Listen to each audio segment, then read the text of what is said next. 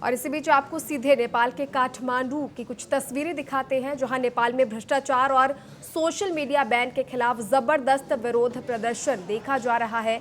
और नेपाल में भ्रष्टाचार और सोशल मीडिया बैन के खिलाफ जेनजीज प्रदर्शनकारी संसद तक में घुस गए। इसके साथ ही बताया जा रहा है कि पुलिस और प्रदर्शनकारियों के बीच यहां बवाल की स्थिति बनी हुई है। तस्वीरों में भी आप साफ तौर पर देख सकते हैं कि कितनी बड़ी संख्या में जो प्रदर्शनकारी है, युवा है, वो मौके पर पहुंचे हुए हैं। हालातों को देखते हुए सुरक्षा बलों की तैनाती की गई है, कर्फ्यू लगाया गया है और नेपाल में भ्रष्टाचार और सोशल मीडिया बैन के खिलाफ ये जबरदस्त विरोध प्रदर्शन देखा जा रहा है। जेनजी यानी 18 से 30 साल के युवा सोमवार को संसद भवन परिसर में घुस गए।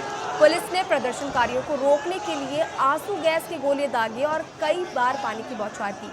कई राउंड फायरिंग भी की गई है और इसके साथ ही मौके पर सुरक्षा बलों की तैनाती की गई है।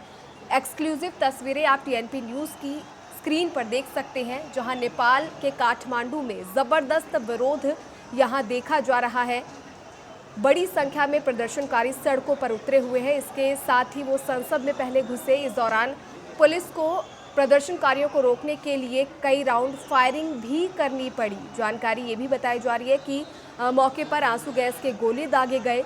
लोगों को लगातार समझाया जा रहा है और 12,000 से ज़्यादा प्रदर्शनकारी यहां मौजूद हैं। इन्होंने संसद के गेट नंबर 1 और 2 पर कब्जा कर लिया है। तस्वीरें आप देख सकते हैं एक्सक्लूसिव अपनी टीवी स्क्रीन पर, जहां भ्रष्टाचार और सोशल मीडिया बैन के खिलाफ ये ज़बरदस्त बवाल देखा जा रहा है। और बताया जा रहा है कि संसद भवन, राष्ट्रपति, उपराष्ट्रपति और पीएम आवास के जो पास के इलाके हैं, वहां हालातों को देखते हुए कर्फ्यू लगा दिया गया है और आर्मी को तैनात कर दिया गया है। काठमांडू के प्रमुख इलाकों की अगर बात करें तो वहां भी कर्फ्यू लगा दिया गया है। सुरक्षा व्यवस्था कड़ी कर दी गई है और नेपाल के इतिहास में संसद में घुसपैठ का ये पहला मामला है, जहां भ्रष्टाचार और इसके साथ ही सोशल मीडिया बैन को लेकर जो नेपाल सरकार द्वारा फैसला लिया गया था, उसके विरोध में जेनजी जो प्रदर्शनकारी हैं वो सड़कों पर उतरे हुए हैं। ज़बरदस्त बवाल यहां देखा जा रहा है। इस दौरान पुलिस और प्रदर्शनकारियों के बीच हिंसक झड़प की भी बात सामने आई थी। तस्वीरों में भी आप देखकर अंदाज़ा लगा सकते हैं, 12,000 से ज़्यादा प्रदर्शनकारी यहां सड़कों पर उतरे हुए हैं और नारेबाजी की जा रही है और संसद में भी घुसपैठ की गई। और ये भी बताया जा रहा है कि नेपाल के इतिहास में संसद में घुसपैठ का ये पहला मामला है। किस तरह के हालात हैं, तस्वीरों से आप अंदाज़ा लगा सकते हैं। पीएम आवास हो, राष्ट्रपति आवास हो या फिर जो प्रमुख इलाके हैं, वहाँ पर कर्फ्यू लगा दिया गया है। एक्सक्लूसिव तस्वीरें आपकी टीवी स्क्रीन पर आप देख सकते हैं।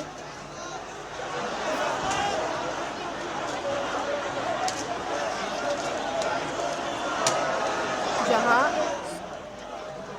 भ्रष्टाचार और सोशल मीडिया बैन को लेकर प्रदर्शन देखा जा रहा है।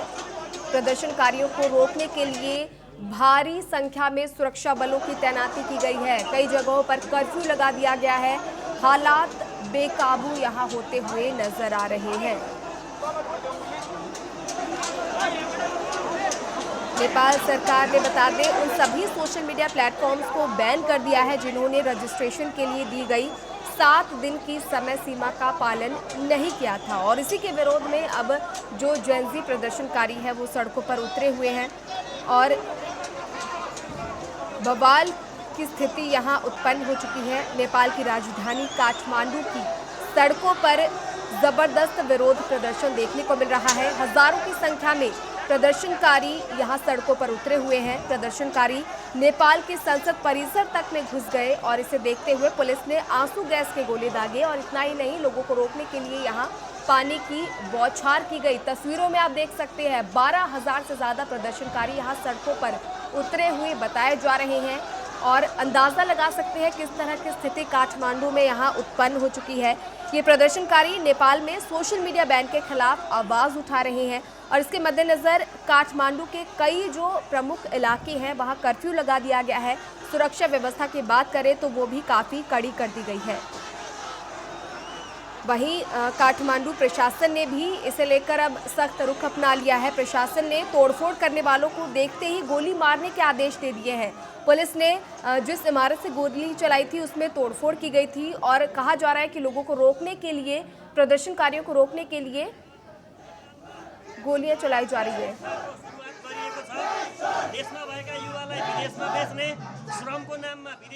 पार्टी से बिलोंग करे तो हो सकता है उनके साथ न्याय न हो।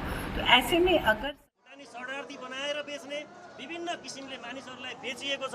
नेपालमा मानव अधिकारको उल्लङ्घन कसैले गरेको छ भने यी प्रमुख 3 दलले गरेका छन्। नेकपा एमाले 1 नम्बर, जो अहिले देशमा उग्रवादी भएको छ, आतंककारी आतंक मच्चाइरहेको छ।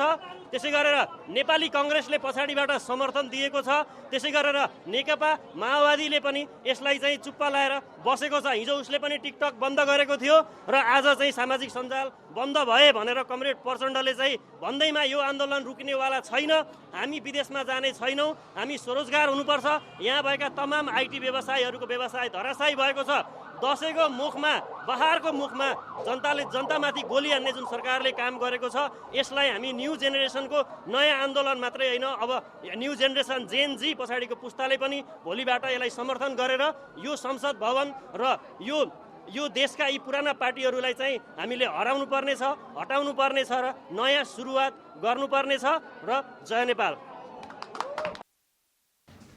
और चलिए इस पर ज्यादा जानकारी के साथ हमारे साथ विदेश मामलों के जानकार विजेंद्र सिंह जी इस चर्चा में जुड़ चुके हैं। विजेंद्र जी, ये जबरदस्त बवाल देखा जा रहा है, जैन प्रदर्शनकारी सड़कों पर उतर चुके हैं। भ्रष्टाचार और सोशल मीडिया बैन को लेकर ये बवाल की स्थिति देखी जा रही है।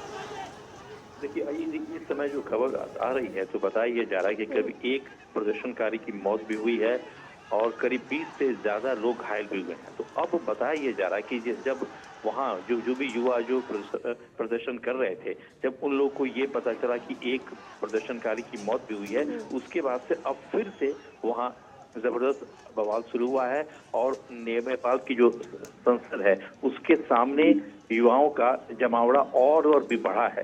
तो और इस बीच में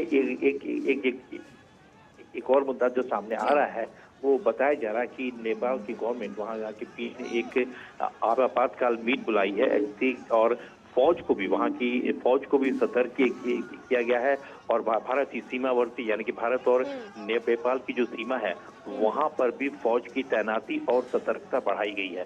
तो जाहिर तौर पर माना जा रहा है कि ये जो युवाओं का प्रोटेस्ट है, ये सिर्फ सोशल मीडिया के बैन की वजह से नहीं है, बल्कि वहाँ के युवा हाल के दिनों में जिस तरह से सोशल मीडिया पर गवर्नमेंट के करप्शन के खिलाफ और वहाँ के राजनीतिक कार्यकलापों के खिलाफ जो आवाम की विरोधी रही है, उनकी बात नेपाल के युवा अपने सोशल मीडिया प्लेटफॉर्म पर डाल रहे थे।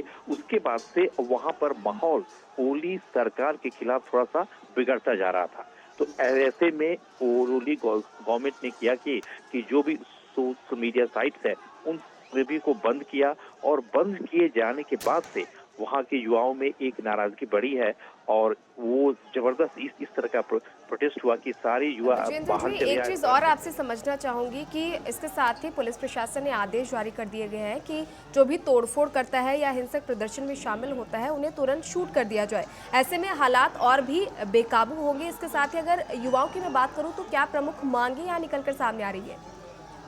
देखिए, एक युवा का कि जहाँ तक मांग की बात है, उन लोगों की कोई मांग नहीं। पहली बात है कि सोशल मीडिया पर जिस तरह से गवर्नमेंट की तरफ से बैन लगाया गया है, तो वो चाह रहे हैं कि इस बैन को हटाया जाए और उसका वजह भी है सिर्फ वहाँ के सोशल मीडिया। और ये सबसे अहम बात है कि सोशल मीडिया पर जो बैन लगाया गया उसकी क्या है, उसकी कॉजेज क्या है। तो कॉज यही है, रीजन यही है कि सोशल मीडिया पर नेपाल के आवाम, वहाँ के युवा जो ओली सरकार के करप्शन है, जो स्कैंडल्स हैं, जो आवाम विरोध जो भी नीतियां हैं, उन सब के बारे में सोशल मीडिया पर लिखा जा रहा था, बात बता रहे थे। तो इससे वहाँ की गवर्नमेंट यानी कि ओली सरकार नाराज हुई और उसके बाद पूरी तरह से सोशल मीडिया पर बैन लगाया गया है। तो इस बैन के खिलाफ ही, मतलब सोशल मीडिया पर गवर्नमेंट के करप्शन के बारे में खबर बताई जा रही थी, जो बात हो रही थी, उसके खिलाफ में वहाँ की गवर्नमेंट ने सोशल मीडिया पर बैन लगाया गया और उस बैन के बाद से युवाओं में प्रोटेस्ट हुआ है वो बढ़ा है। तो बिल्कुल, सबसे मुद्दा सोशल मीडिया बैन की जो बात कही जा रही है उसका विरोध इसलिए भी किया जा रहा है क्योंकि सोशल मीडिया के जरिए ही युवा भ्रष्टाचार के खिलाफ और जो भी जिस तरह सरकार के विरोध में जो आवाज उठाई जा रही थी कहीं ना कहीं उसे दबाने का आरोप यहाँ युवाओं द्वारा लगाया जा रहा है। फिलहाल विजेंद्र जी हमारे साथ जुड़ने के लिए और तमाम जानकारी साझा करने के लिए बहुत बहुत धन्यवाद।